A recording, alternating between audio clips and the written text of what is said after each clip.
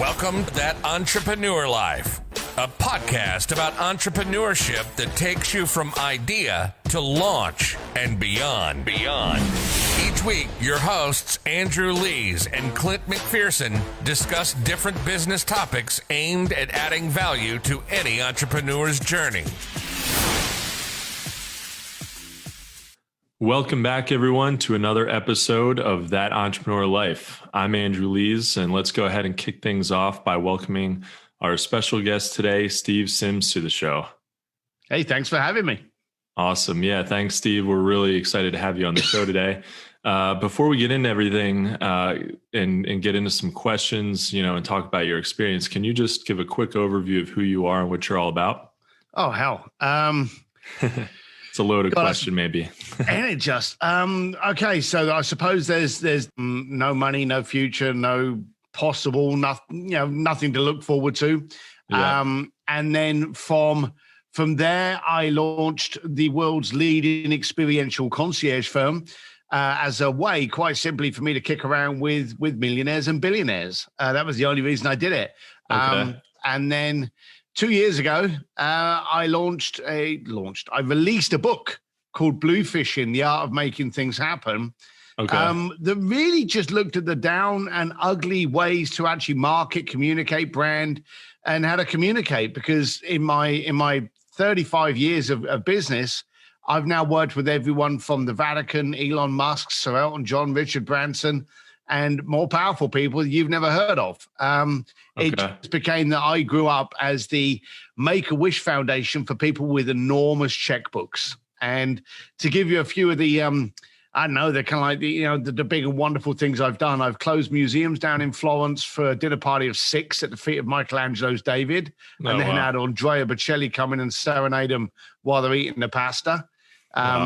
I've sent people down to the Titanic. I've had people doing drum lessons with Guns N' Roses, guitar lessons with ZZ Top.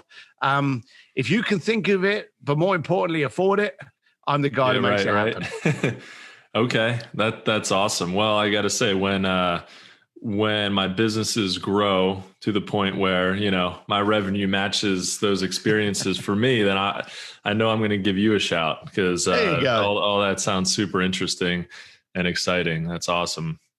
And I definitely want to get into that. I've got a couple of questions, about that. I want to dig into how you got into that, learn a little bit about why, you wanted to hang around, have an interesting network and hang around millionaires and billionaires. But I want to take it back to back to the beginning. You're a best-selling author, sought-after coach, speaker at a variety of networks, groups, and associations that include the Pentagon and Harvard. But can you take us back to when your entrepreneurial journey started, and what is it about entrepreneurship that gets you excited? Oh, God. Again, strange question. That's what we aim to do. Yeah, it's a weird thing. I never woke up and went, bloody hell, I'm an entrepreneur. I never had, I didn't know that. And it's bandied around now as though it's a badge of honor. And most people, quite bluntly, don't deserve to even use that word. You see, I grew up in the 80s and 90s where I didn't have social media and Instagram to tell me how inadequate my life was. So I didn't know any of these things. I just knew that I was pissed off and aggravated because I was working as a bricklayer and I was thinking, is this it? Is this my life? I left school at the age of 15, didn't go to college, went straight to the building site. And I was like, well, hang on a minute. I get up at 6 o'clock every morning. I go home at 5 o'clock every night, and I'm crapped on, I'm wet, I'm tired, I'm cut. Is this my life? And so I'm a great believer that most entrepreneurs are aggravated. We're aggravated at the way things are done until we design a better way of doing it. And to design a better way to do something, we've got to design 50 ways that fail. And so that's what it was. I grew up aggravated and pissed off that I was not going to settle for this life. So I bounced off a load of different jobs. I bounced off a load of different environments. My mum just thought I was going to go to prison because I couldn't hold down a job. And eventually I thought to myself, I'm in the wrong room. And I'm amazed how many times today people people will think, I want to do something better. And then they will ask counsel from someone that's never tried anything. You know, how many times you see someone like in a pub and you turn around and you go, oh, I'm going to design civilian space travel. And there'll be someone that'll sit there and laugh and scoff at you and go, oh, you could never do that. Well, why are you listening to them? Why are you asking them? Because they've never done anything in their life other than warm up a bar stool. So I was a great believer from an early age that I was in the wrong room. And they always say you are the combination of the 5 friends you hang around with. I always believe that you are the room you're in. If you're in a room full of idiots, you're an idiot. If you're in a room full of billionaires, it's gonna bleed, because trust me, they walk, talk, and perceive things differently. So in the early stages, I thought to myself, how can I get into that room? How can I get into a room full of affluent people that do things differently so that I can learn? Now, you've got a shortcut today. You've got a podcast, which basically gives you the rite of passage to speak to anybody. But in the 80s and 90s, I needed a reason to be in these rooms. So I started to get people into private parties and get people to the front line of something. And I had a way of being able to get them what they wanted and in turn create a need for them to talk to me. Now, I went from getting them into private parties to getting them into Elton John's Oscar party, or, you know, the fashion weeks, or the Monte Carlo Grand Prix with Ferrari. But I ended up doing all those. What I did for my clients got bigger and bigger and bigger, but it was always a Trojan horse. It was always there just for one reason, so that I could talk to some of the richest, most powerful people in the world and discover why you were wealthy and I was not. And that's what it was. And it just grew from there. I love that. Okay. Well, I'm going to skip ahead to another question because it relates directly to that. I kind of had a suspicion that might have been, you know, a big motivation, you know, that you wanted to create a network, you wanted to get around these influential people. So I kind of had a suspicion that was part or most of the motivation, right? So my question is, what was more valuable, that business on face value, or the network that you created through that business? Network, hands down. Network. I was getting involved in deals that wouldn't make me a lot of money, but would link me and have me having hour-long conversations with royalty or with people that own things like countries. So I always was a great believer in something called R.O.R. Now, a lot of people know what R.O.R is, return on investment. R.O.R is a return on relationships. You know, a relationship can grow, can muster into something quite amazing. And it's also great for credibility. It's great for testimonials. It's great for referrals. So I always focused on the relationship. So if I'm dealing with a client and maybe there was some money in it, but it wasn't, you know, really big money, was the relationship worth working for? Yeah. And so I always focused on my network. Took some deals I should have never taken. You know, really had some tough times. There was one deal I took and I actually miscalculated it, and I ended up having to spend 35 grand just to complete the deal. I had to pay 35 grand on top of what he had paid me because I had misinvoiced him. Now, you never, ever, ever go back to someone and go, oh, I made a mistake, because that's changing your word. If I tell you I'm going to do it for XYZ, I need to do it for XYZ because my word is more important than my invoicing abilities. So I was always very, very focused from a very early age that I needed relationships. I needed a network. And from there, how do I monetize it? So that was the kind of like the second or third step, but it was always relationships first. Sure.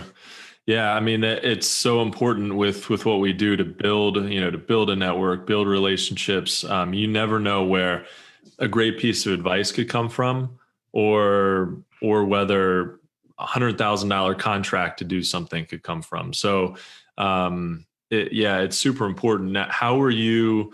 And of course, just building relationships and friendships, and not monetizing them is great. I mean, and that's definitely, that's an important part of being human as well. But how are you able to monetize some of those relationships? You know, are there any examples of collaborations that you did with people, or you know, how did that work, and how have you been able to see sort of the fruits of that network come to play? Well, I've always believed if they don't pay attention. So even if someone's a friend of mine and they say, hey, can you help me out with this? I say, yeah, I can. It'll be $500, you know, or it'll be $5,000, or it'll be 50 grand. And I always make people pay. Now that may sound like I'm being selfish and rude and money grabbing, but if I give it to you for free, that's your perceived value. If I make you pay $500, then all of a sudden you're like, well, I'm $500 out of pocket now. I better pay attention to this. Exactly. You pay attention. So I've always monetized. So friendships and charging, a lot of people have this problem. You can't charge a friend. Okay. Bull. Hell you can. If I got lawyers that are friends and I openly pay them. I got doctors that are friends and I pay them. Yeah. I'm paying you to do something for me that I can't do. That's outside of a friendship. Friendship is going out and buying beers. You know, I'm always a great believer in you should pay or they don't pay attention. And so I was always very eager to go, hey, I can do this for you. Yeah, you're going to be looking at about $2,000. Is that okay? And I'd say it like that. And they'd be like, well, if you can get it at 1,500, I'll say, all right, I'll have a look, you know, and I would do it like that. But I was always very open from a very, very early stage. And even when I got them into parties that weren't charging me, I would still go, look, I've got to look after the people that made this happen, i.e. me.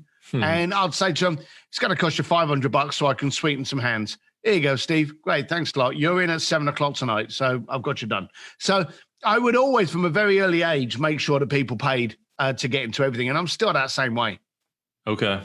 Yeah. I think that's a great philosophy to have. And that way there aren't, you don't get this, you know, mixing of expectations. And I mean, a lot of things, a lot of projects and the success of them come down to what are the expectations, and setting that right in the beginning is super important. I have a consulting business and a product development consulting business. And if I don't set the expectations right from the beginning, it's trouble in the end. And yeah, I think that's a great point, that even if you're working with friends, they might, you know, the inclination is, I want to help them out. I want to give them something for free. But then, like you said, they might not pay attention.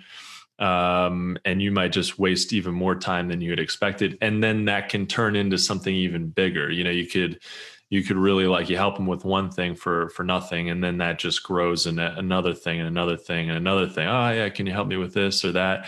So it's great to be helpful, but at the same time, I definitely agree with that. Close the chapter out, you know, get it.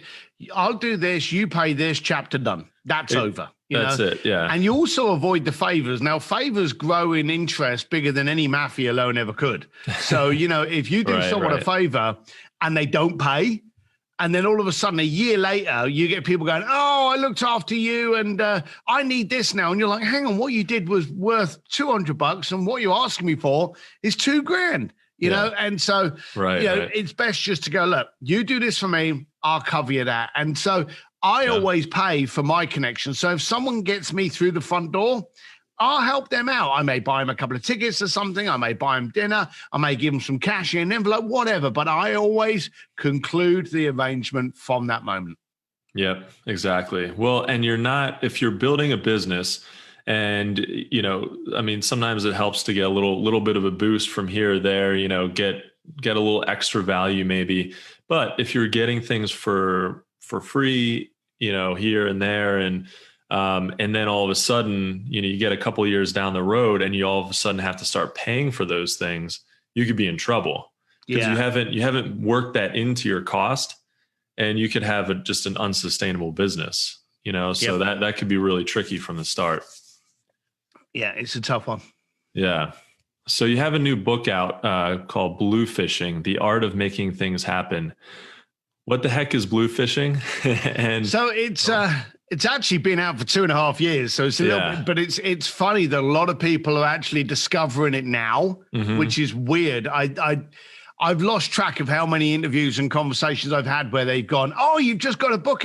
No, 2.5 years ago it came out, but it's been weird how it's been kind of like just trotting up. And I think COVID has been very, very, very, very good for it, because I'm a uneducated bricklayer from East London that now is communicating and have friendly relationships and business relationships with some of the most powerful people in the world. So with my coaching and I got a Facebook group called An Entrepreneur's Advantage with Steve Sims, and it's free of charge, so there's no pitch. When we communicate with people and when we communicate in their group, we allow people to see, look, it ain't pretty and it doesn't have to be pretty in order for it to work. And we openly say that if a bricklayer from London can be working with the Vatican and Elon Musk, you're already out of excuses. And so I got contacted. The story is I got contacted about 3 years ago. And because people in the luxury world knew who I was and the people I was dealing with and who were my clients, they contacted me and they said, you should write a book on the rich and powerful people you deal with. And I said to him, if I named names in my book, I'd be dead by cocktail hour. You know, there's no way in the world I could announce some of the people I've dealt with. And so then I actually did a speech, and it was an entrepreneur event on, you know, how to brand yourself, how to market, how to get your message out. And I've never been able to validate this, but apparently someone in the audience knew someone in the publishing house and said, hey, do you remember that guy you spoke about? I just saw him speak. And he never mentioned any of his people, but he mentioned how he did it. Maybe that should be the angle of the book. So they came back to me and they said, look, would you do the book on how a bricklayer from London manages to do this around the world? Because that would be interesting. That would be helpful. That would have people and action items for people to be able to change the way they live. So we agreed. And we didn't know it was going to be anything. We didn't have a website. I didn't suddenly want to sell a 50-step course and, you know, all that shit. I didn't want to be doing any of that. I did the book. Funnel hacking and I didn't want to do it. I wanted to do the book that was powerful to me, that hopefully would get one person out there to do things differently, create an impact before an invoice, actually focus on what they're solving rather than what they're selling, all of those things. And the book came out. In fact, I'll give you a funny little story about the video in a second. But the book came out, and for the first couple of months, it did very, very little. And I'm talking about like 400 copies. It was like crap. Fine. Why shouldn't it be? I wasn't doing a junkie show. I wasn't on all the TV news. I wasn't running around publicizing it. Never have. And then the third month it took off. And it's been released. It's been translated and released and bestseller in Korea, China, Thailand, Vietnam, Poland. And it's just being translated at the moment to be released in Russian. So it's just blown up. And it did really, really well. Now, here's the funny thing that I said to you about the launch. When the book was about to come out, the company said to me, the publishing house, Simon Schuster, they said, look, here's $2,500. And they sent me a check. Get a table at Barnes & Noble, buy some champagne, and sign books on a Saturday afternoon in Barnes & Noble. Now, for any of you lucky enough to be seeing this on a video, who the hell is going to walk up to me on a Saturday afternoon when you're out shopping with your kids? There's no way in the world. So I went, no, not doing it. So I actually gave the check to a whiskey bar that I used to hang out in. And I said, look, I'll sign this check over to you. I'll invite a bunch of my friends. Once the check's run out, you know, alert the bell and turn the lights on and we'll leave. And that was it. And what we did was, you know, again, based on that, who your friends are, I had some pretty cool friends. I shouldn't say had. I have some pretty cool friends. So what we did was to make it a book launch. On the end of the bar, we put a pile of books. Okay. So it was now technically a book launch. Right. But we all got drunk, and there was a friend of mine, Sonia Hatter, and her and Cole run a big event called Thrive in Vegas. She brought along a little cameraman. And of course, cameras can be really small now. And she said, look, do you mind if we get some B-roll of the party so that for our use? Not for me, for their use. And I went, no problem, knock yourself out. What I didn't know was that they were actually secretly recording a video for me of my launch party. Now, the funny thing was, because nobody knew this, the people that were being interviewed at the beginning of the event, they were all sober. And they were like, Steve's been fantastic. Steve's doing this. I can't believe it's an honor. Blah, blah, blah, blah, blah. I noticed that. Yeah. As the night goes on, everyone's getting shit-faced and everyone's getting drunk and abusive. So she sent me this video and it's hysterical. And my book publishers, they said, you've got to put a website up.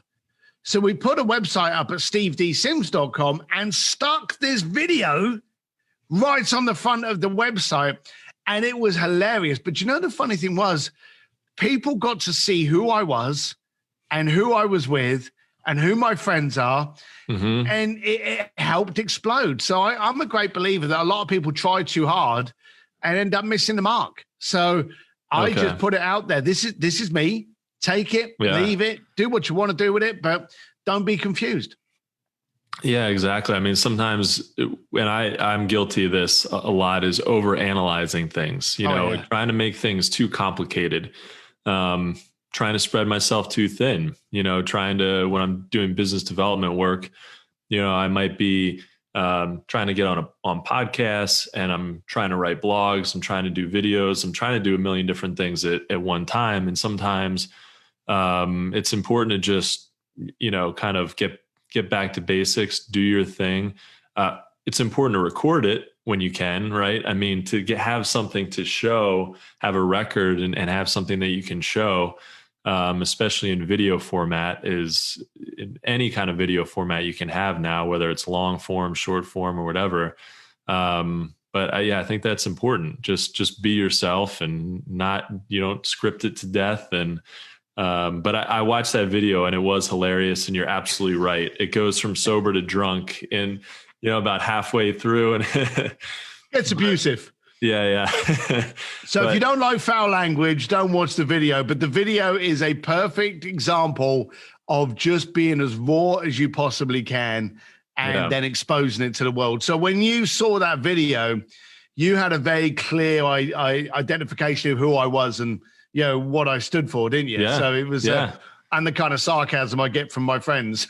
Exactly. Yeah, I did have a pretty good idea of, of kind of who you are and what you're all about. And so I kind of knew, like a lot of guests that we have on the show, we have a little bit of an idea about how they're going to be, how they're going to act, but I knew a lot better with you. It was nice to be able to see that and just kind of know who I was getting. And it's fun to, have some fun too. I could tell that you like to have fun and have a laugh. So that's always very important. It's good to make sure that we're having fun when we're doing this entrepreneurship thing. I think that should be ultimately the goal, in one way or the other. So you got to have fun through the process, because it's a long process. It's not like, knock out something real quick and you're going to be a millionaire and that's it. It's a long process. So you might as well enjoy the ride.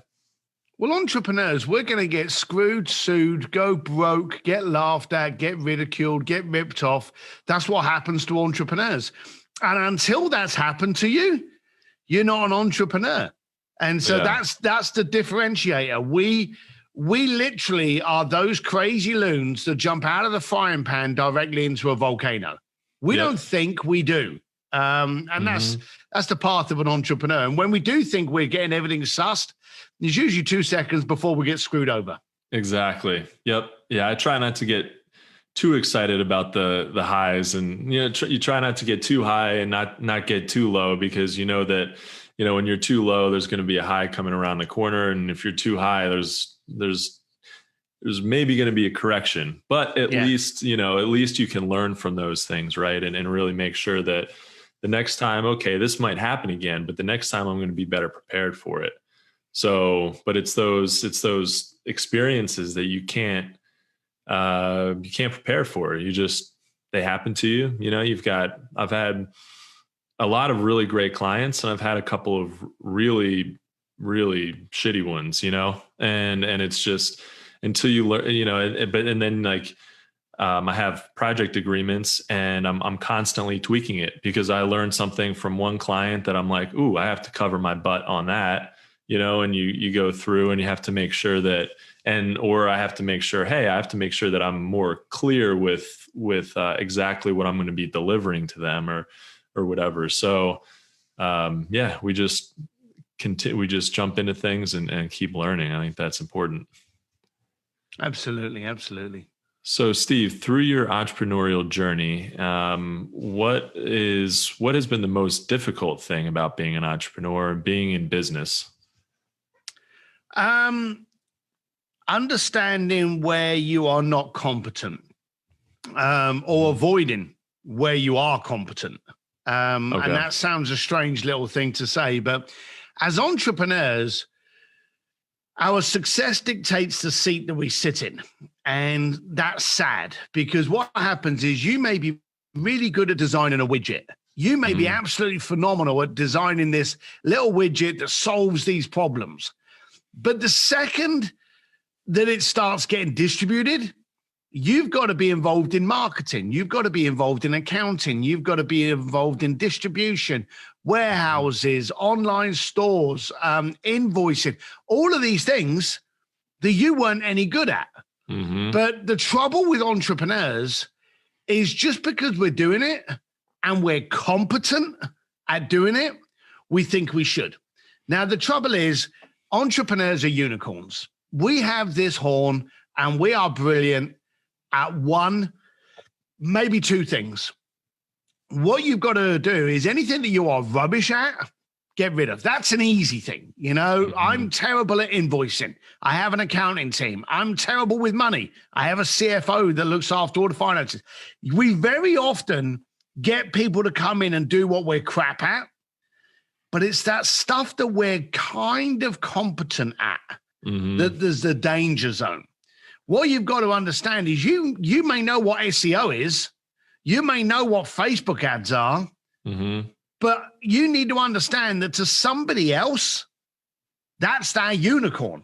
Right. Just because you know how to boost an advert doesn't make you a Facebook advertiser. Okay. Yep. So find those things that you are exceptional at, and they're your unicorn.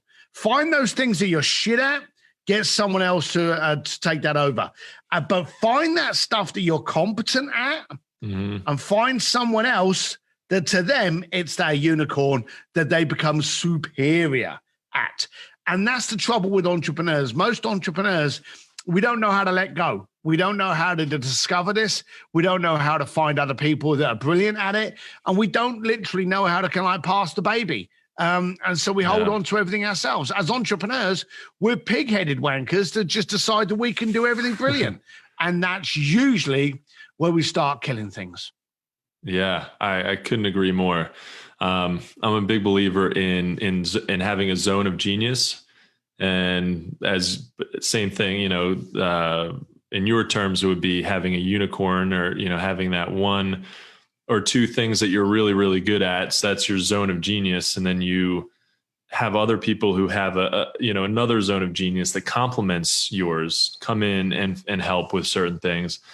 It's not easy, and especially not easy when you're on a tight budget. So that's, I think a lot of times, a lot of entrepreneurs in the beginning, I definitely have had to do this, is at least in the beginning, at least to kind of get the momentum going and get some traction, get some revenue coming in order to be able to have the cash flow to outsource other things. Sometimes you do have to wear more hats than maybe you're comfortable with. But yeah, ultimately you're never going to grow at, the way that you should as a business without outsourcing and without getting people in other zones of genius to help you out. I love that, because then you can really focus on what you're good at, and then everything builds. And the other thing is, like I was talking to a buddy today, and he wasn't feeling too well the last last few days. And I asked him how he was doing. He was feeling better. And I said, how's the business going? He said, well, it's great. I mean, even when I'm not doing anything, stuff's still getting done. So he's still getting help with writing for his blog. So that's happening. Content's being created. His page view count is increasing, whether he's working on it or directly or not. And that's where you really start to build momentum and build wealth and allow yourself and build a company. Exactly. You're building a company now, taking it out of your pocket and your liability and putting it into a company that can survive when you go on holiday. How many entrepreneurs out there, and ask yourself this question, if you buggered off on holiday for a month and didn't do anything to your business, no emails, no phone calls, no social postings, could it survive? Could it survive is one thing, but could it retain its profitability? Could it stay in business? And 9 times out of 10, people are like, no, it wouldn't. Right. Yeah. And I think until you get to that point where you really could do that genuinely, then you don't really have a sustainable business. You don't. No, exactly. Yeah. And you're not building value. You could, maybe you have a job for yourself, and that's actually kind of an important distinction. Some entrepreneurs are creating jobs for themselves and not really creating a business that's growing and that's building equity and that's, creating wealth for them. And that might be fine. I mean, some people really are just like, I just want to have like with my consulting business, it could just be just a job for me. And I could, not really grow it too much and be comfortable, and that's okay. But I want to grow a real big, big business. I mean, I want to grow something that grows and that, I can bring more people into it and I can help more people. And so it depends on what your goal is. But if your goal is to build a real business and a revenue, an ongoing revenue generator, then you got to be able to step aside. Oh, absolutely. Absolutely. You have to. Yeah. And it's tough though. Let's be serious. It's tough. Oh yeah. Yeah. It's not easy. But I like that.